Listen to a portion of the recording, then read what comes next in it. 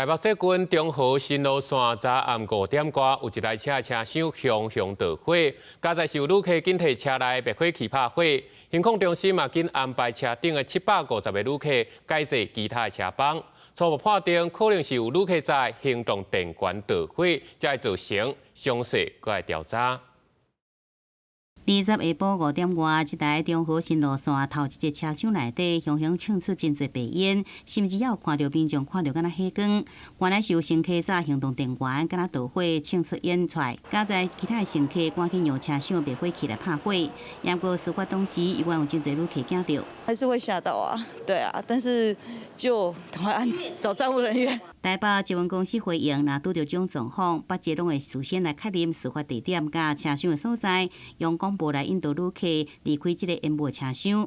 同时，请旅客使用车厢灭火器来拍火，并且随通报刑控中心安排疏散，也通知 H 站传好灭火器来疏散旅客。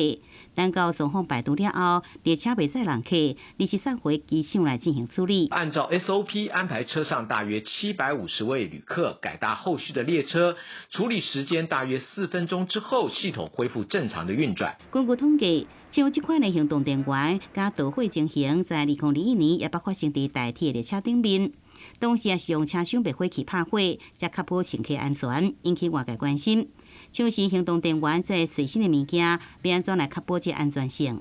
专家提醒，买的时阵除了确保合格认证，使用时阵若发现这状况，上好现杀办个用啊。年限用比较久，它可能使用电源就已经有鼓包，就是膨胀起来的状况，就不要用了。或者充电之后你有手拿不住的异常高温，或者说你有摔到。北捷这架伫调看敢是去，好有这个旅客主动出面来说明。